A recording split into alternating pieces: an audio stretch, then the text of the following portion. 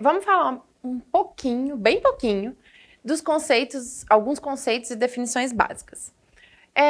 Por quê, gente? Nós vamos falar muito desses termos de agora em diante.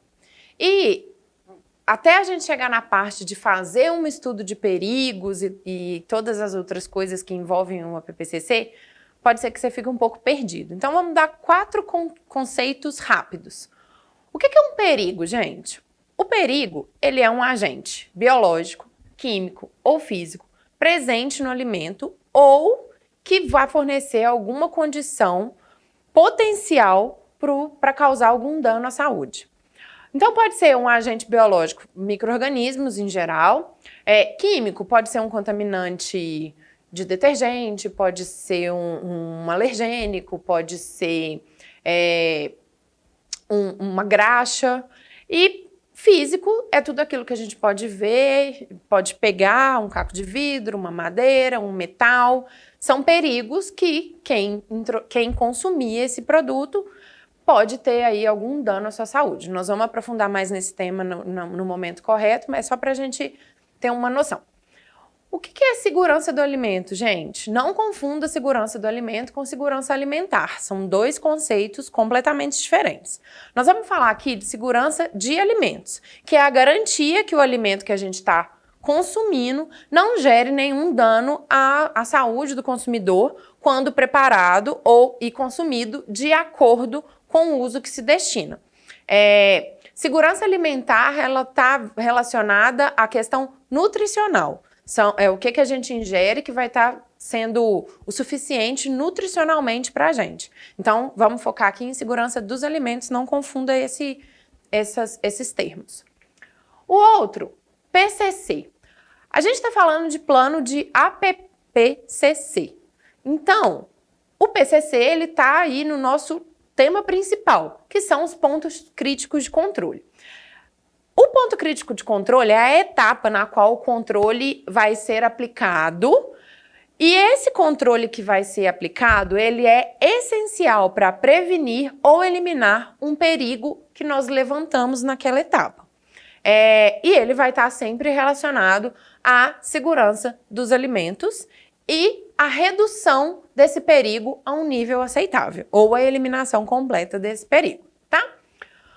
PPR são os programas de pré-requisito, que são as condições básicas e atividades que vão ser necessárias para a gente manter um ambiente com higiene ao longo da cadeia de produção de alimentos, e também vai ser uma base aí para alimento seguro.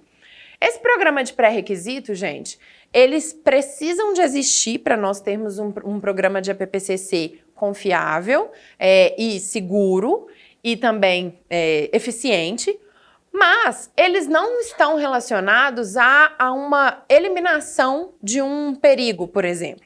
Ah, como assim, Mariana? Não entendi. Lembrando que nós vamos aprofundar, isso é só um conceito inicial.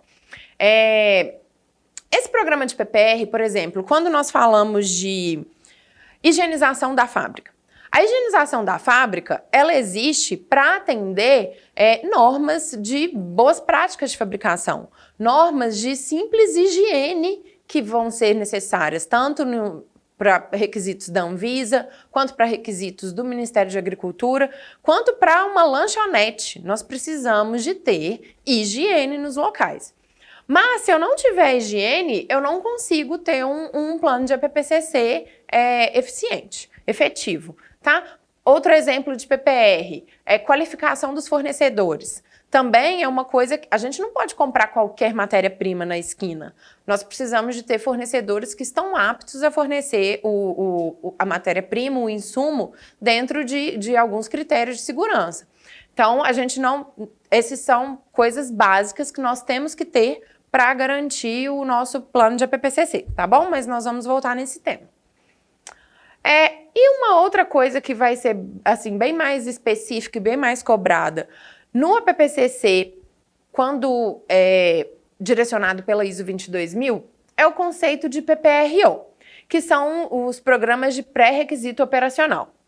Esse PPRO, eles são PPRs identificados pela análise de perigos como essencial para controlar a probabilidade de introduzir perigos ou a contaminação e proliferação de perigos que nós identificarmos, relacionados à segurança de alimentos nos produtos ou no ambiente de processo. Eu acabei de falar de dois PPRs que são muito comuns, higienização e qualificação de fornecedores. Dependendo da árvore decisória, que também nós vamos entender aqui como funciona, esses mesmos requisitos, higiene e qualificação de fornecedor, ele pode ser um PPRO. Isso vai depender em como nós estamos fazendo a avaliação de perigo. Fica um pouco confuso, mas na hora de responder a árvore decisória, nós vamos entender esse passo aí melhor. Mas ele é específico só para a ISO 22000, então não é muito no Codex, por exemplo, ele não está citado, tá bom? Esses são alguns conceitos básicos que eu gostaria de falar para vocês, para a gente caminhar daqui para frente, tá bom? Então agora vamos para o nosso na prática. Falando um pouquinho agora, a primeira dúvida que eu tenho para vocês. Eu preciso de implementar um programa de APPCC. Você precisa de implementar um programa de APPCC na empresa em que você trabalha, mas ao começar a pesquisar, a gente encontra muita referência de APPCC. Tem a referência do Codex, tem a referência da ISO 22000, tem a BRC, que também é uma norma de segurança de alimentos, tem a IFS, FSSC. O que eu faço? Onde a gente vai? Qual caminho a gente segue? Pensa aí um pouquinho e a gente já volta com a resposta. Então, gente, todas essas normas que eu disse, que eu coloquei nesse questionamento, elas são normas certificadas do GFSI, que é a Segurança Internacional de Alimentos global, assim.